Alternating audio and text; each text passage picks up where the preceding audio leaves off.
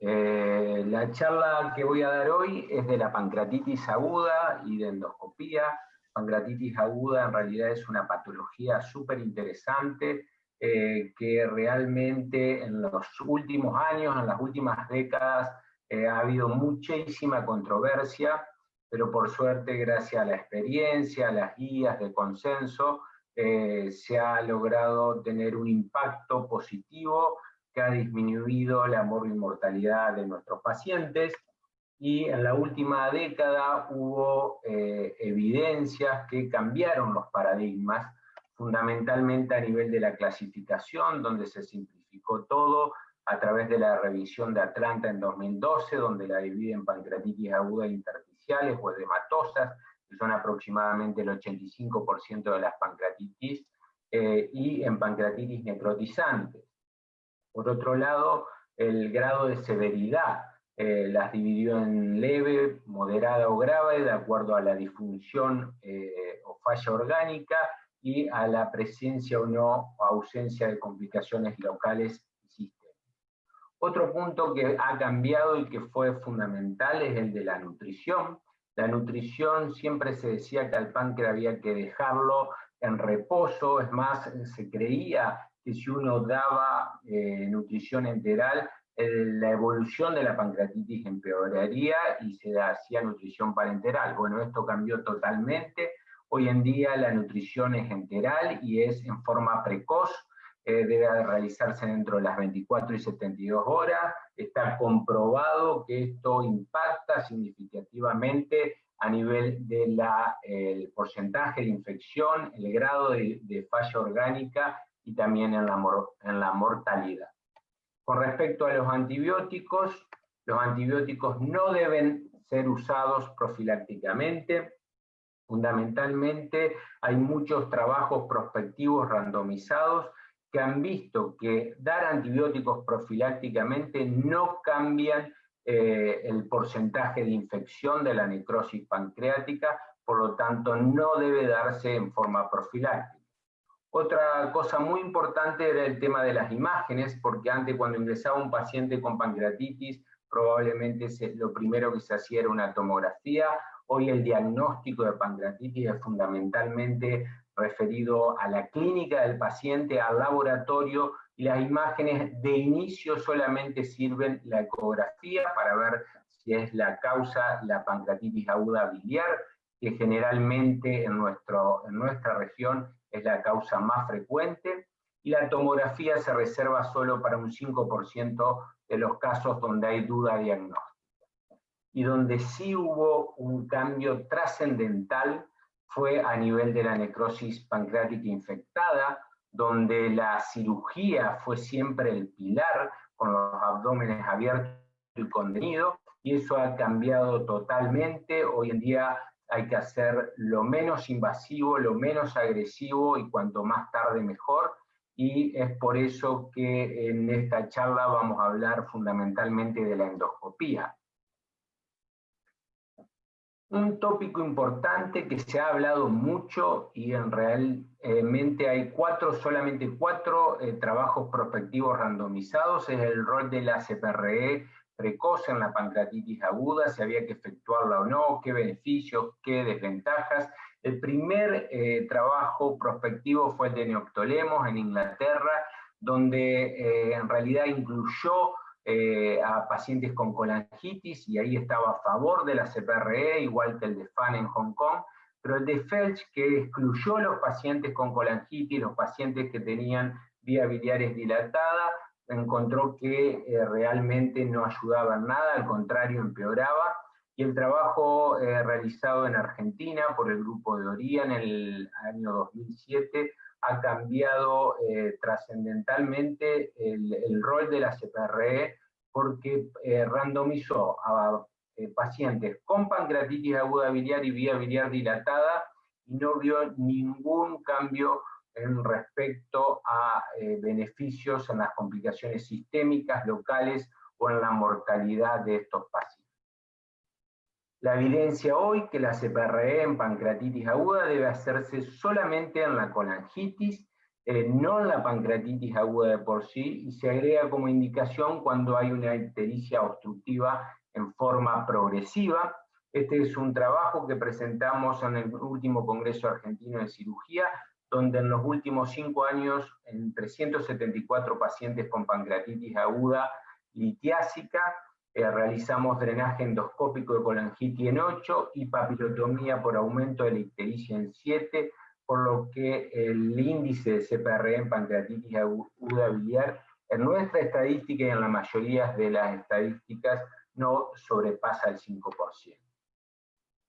Otro tema muy importante es el rol de la endosonografía, y la endosonografía realmente nos ha cambiado un poco a los endoscopistas, y por suerte cada vez hay más endoscopistas que hacen endosonografía, y nos permite hacer diagnóstico etiológico en pacientes con pancreatitis que inicialmente estaban catalogadas como idiopáticas. Se sabe que entre el 60 y 80% de estas pancreatitis idiopáticas son por microlitos biliares, y la endosonografía es superior a la resonancia, sobre todo para cálculos menores de 5 milímetros. Otra cosa que no es menor es que el 7% de los pacientes con pancreatitis aguda, idiopática y recurrente son por cánceres de páncreas, y la endosonografía es el mejor estudio para esta patología, así como también para las neoplasias intraductales mucinosas. Otro rol muy importante es en el diagnóstico diferenciales de las colecciones de las lesiones quísticas de páncreas. Según los trabajos científicos, entre un 5 y un 30% de pacientes que son derivados para drenaje de colecciones pancreáticas resultan otros diagnósticos, neoplasias quísticas, degeneraciones quísticas de tumores pancreáticos, o algunos quistes de órganos de la vecindad, donde obviamente la terapéutica es totalmente diferente. Y es por eso que le quiero mostrar un caso que hemos vivido, un paciente de 60 años que me fue derivado para un drenaje de una colección en la cabeza pancreática de 6 por 5 centímetros. Ella producía ictericia, obstrucción. Lo que hicimos fue punzar. Cuando punzamos vimos que el líquido era filante, bien claro. Sospechamos una neoplasia mucinosa, le hicimos en el mismo procedimiento la CPRE, colocamos un stent y mandamos análisis del líquido, y claramente era una neoplasia quística mucinosa. Este paciente se operó, se hizo una duodenopancreatectomía cefálica, y la biopsia fue una neoplasia quística mucinosa maligna invasora. Otro caso muy similar fue el que vivimos de una chica que había tenido una pancreatitis aguda biliar hacía 5 años, que empezó con dolor abdominal, y en la ecografía le vieron esa lesión quística en la cabeza de páncreas, y claramente esto no es una lesión quística, sino que es un pseudoquiste agudo infectado que apareció y dio síntomas después de 5 años. Los aportes hoy de la endosonografía son indiscutibles, fundamentalmente para ver bien detalles del páncreas, ver las colecciones, hacer los diagnósticos diferenciales, ver si el contenido es homogéneo o heterogéneo, ver si hay órganos o vasos interpuestos en el sitio de punción, ver la madurez, es decir, el grosor de la pared de las colecciones, la distancia entre la pared del tubo digestivo y las colecciones. Por lo tanto, hoy nos permite precisar el sitio de punción y prevenir complicaciones, y es indispensable si no hay abombamiento, si hay varices interpuestas y si hay falla de drenaje previo. Lo que sí, el éxito del drenaje ecoguiado o no ecoguiado endoscópico es similar, pero la verdad es que si uno dispone de esta tecnología, realmente debe usarlo.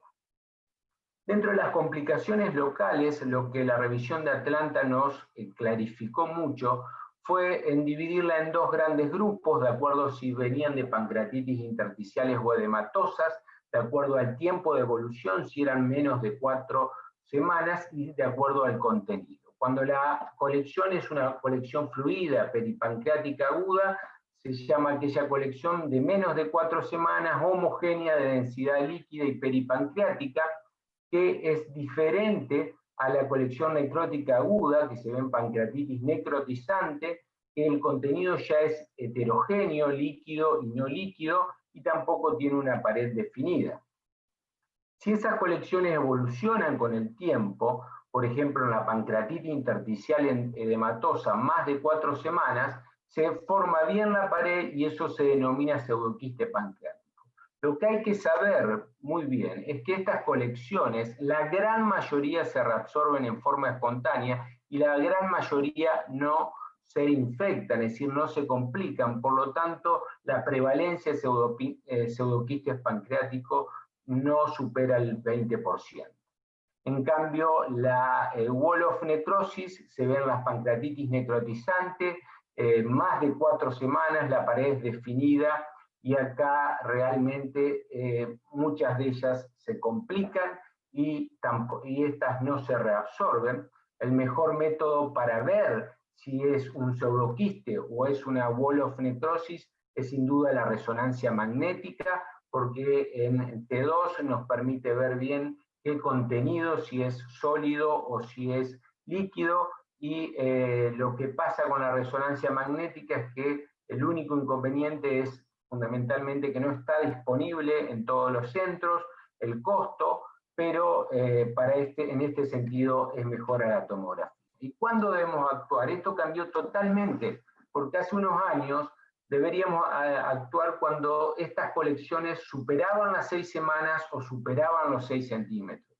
Esto cambió totalmente, como digo, y hoy en día solamente tratamos a las colecciones, a las complicaciones locales que están fundamentalmente infectadas. ¿Y cuándo hablamos que están infectadas?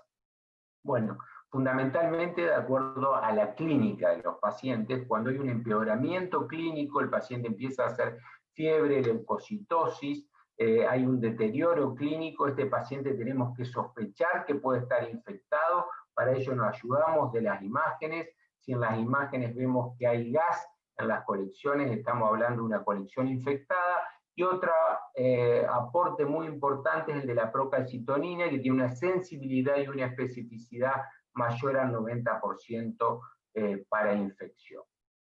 ¿Y qué alternativas tenemos hoy día para drenar o tratar estas colecciones? Bueno, va a depender fundamentalmente si es un pseudoquiste o es una wall of necrosis. Si es un pseudoquiste, el drenaje al tubo digestivo simple es lo más sencillo y lo mejor para el paciente. Se puede hacer, como dijimos, bajo guía endosonográfica o por vía endoscópica hacia bomba, como en este caso, y solamente con una ligera dilatación y colocación de 1 o 2 doble pigtail de plástico, el paciente se cura. Ahora, cuando el contenido es necrótico, debemos cambiar nuestra táctica de la cirugía endoscópica. Si esa colección está próxima al tubo digestivo, lo mejor es hacer una comunicación amplia y hacer necrosectomía. ¿Cómo hacemos esa comunicación amplia? La podemos hacer con un balón de 15 a 18 milímetros o actualmente con colocar alguna prótesis metálica autoexpansible de aposición de lúmenes, que es lo mejor que disponemos hoy. Ahora, hay casos donde la necrosis está extendida, es masiva, y se extiende por los parietocólicos hacia la pelvis, y ahí sí usamos una comunicación percutánea y hacemos a través de ella, colocamos una prótesis metálica y hacemos la necrosectomía. Este es un caso de un paciente, el primer paciente en el año 2018 que se realizó acá en Argentina, en vivo, donde colocamos un hot axios, que es una prótesis metálica autoexpansible de aposición de lúmenes. Penetramos, elegimos con la endosonografía el sitio de punción, colocamos este dispositivo, tiene en la punta un alambre que electrocoagula, perfora, un cono que dilata, y en el mismo catéter está montada la prótesis. Lo que hacemos es liberar la copa distal. Una vez liberada esta copa distal, que lo hacemos habitualmente en la parte central de la colección, retraemos, es decir, retiramos el ecoendoscopio, y como ven ahora, lo que hace es posicionar bien la copa sobre la pared, y liberamos la copa proximal dentro del canal del ecoendoscopio para posteriormente, haciendo un ligero movimiento de Down y retirando el endosonógrafo, la copa queda liberada en el tubo digestivo. Habitualmente esta es la imagen de las colecciones drenadas por endosonografía, se hacen a nivel de la región subcardial, a diferencia de la que cuando hacemos con endoscopía típica, que es a nivel de la cara posterior del cuerpo distal del estómago. Habitualmente estos pacientes a las 72 horas volvemos a entrar, el stent está totalmente expandido y hacemos la necrosectomía. Lo que hacemos es imitar los gestos que se hacían en la cirugía de debridar todo el contenido libre o que estaba adherido laxamente a las paredes de la colección. Ahí hacemos la necrosectomía pancreática, nos ayudamos de la irrigación, también usamos peróxido de hidrógeno, y una vez que las paredes están granulantes, lo que hacemos es extraer la prótesis. Cuando la necrosis es masiva y está muy infectada, se puede colocar un drenaje nasocolección.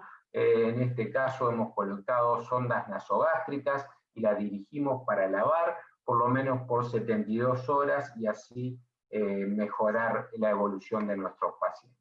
Ahora,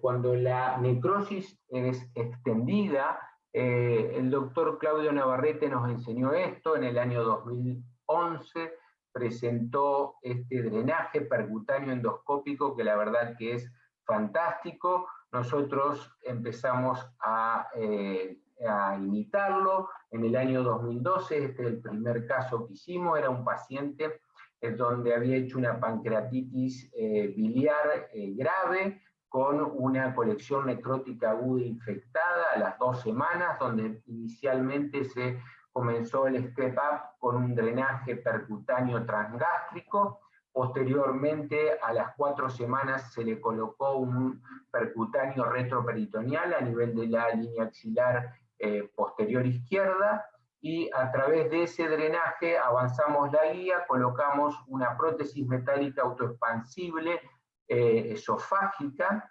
y a través de ella empezamos a hacer la necrosectomía.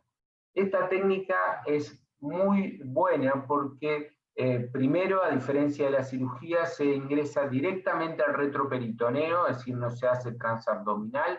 Segundo, uno lo puede realizar en la cama del paciente con una sedación mínima. Si el paciente está intubado, no se le necesita hacer ninguna otra anestesia. Permite hacer una irrigación permanente, habitualmente irrigamos con 1 litro de solución fisiológico diario, sin colocar una sonda nasocolección, esto va directamente a la parte percutánea, o en este caso nosotros que teníamos un drenaje percutáneo transgástrico, lo hacemos a través del drenaje percutáneo transgástrico. Ahí pueden observar cómo la colección está perfectamente limpia, granulante, se veía el drenaje transgástrico, y lo que hacemos es sacar la prótesis fácilmente y dejamos por 24 o 48 un catéter de drenaje para control.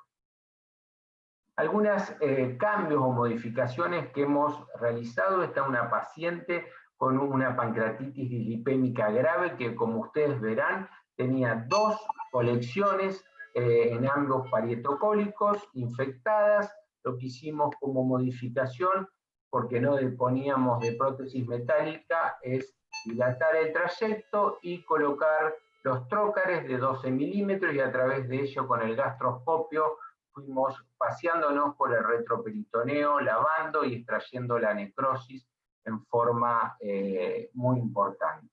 Otras variaciones: este era un paciente que necesitaba un drenaje, y por las prepagas, lo que pasa en Latinoamérica, a veces por las prepagas, la obra social, no tenemos la prótesis, entonces amerita un drenaje rápido, ingresamos directamente con el endoscopio, y como verán después colocamos la prótesis y pudimos completar. Nuestra experiencia en este tratamiento de estos pacientes tan graves de 60 procedimientos, el 57% lo realizamos por vía endosonográfica, 30% por endoscopía pura y el 13% con los procedimientos endoscópicos percutáneos. Nuestra experiencia empezó en el año 2001 con el doctor Gulino. En ese año realizamos el primer drenaje de una colección necrótica infectada, de una wall-off necrosis. En ese momento se hablaba de pseudoquiste con necrosis y lo hicimos con un papilótomo. Después las enseñanzas de Claudio y toda la bibliografía empezamos a cambiar eso por el balón de dilatación. En el año 2012 ya tuvimos la disponibilidad del endosonógrafo. Primero lo hacíamos con el endosonógrafo radial, que hacíamos una técnica híbrida, marcábamos el sitio de punción donde no había interposición vascular, y después ingresábamos con el duodenoscopio y hacíamos la necrosectomía. Y como vimos ya últimamente, usamos prótesis metálicas a través del tubo digestivo o en forma percutánea. Para ir terminando, el manejo de estos pacientes con pancreatitis aguda grave son un desafío que requiere de un equipo multidisciplinario. Quiero aclarar que yo soy cirujano y trabajo en un hospital y en la parte privada con cirujanos de excelencia en la cirugía abierta, laparoscópica y percutánea. En el 2020 la endoscopía cumple un rol fundamental, ya que ha demostrado ser un procedimiento eficaz y seguro que cambió la evolución de nuestros pacientes. Este gráfico, esta curva, es cómo ha crecido exponencialmente en nuestro grupo de trabajo la endoscopía y ha caído el uso de la cirugía. Y para terminar, quiero agradecer fundamentalmente a Claudio, a Cecilia y a todo el grupo latinoamericano de endoscopistas, que son excelentes profesionales, excelentes personas, y que, bueno, por suerte he podido compartir y ser muy feliz con muchos de ellos en todos estos años. Y en este tiempo de pandemia, la verdad que lo que mejor me ha pasado es compartir más tiempo con mi familia. Bueno, muchas gracias.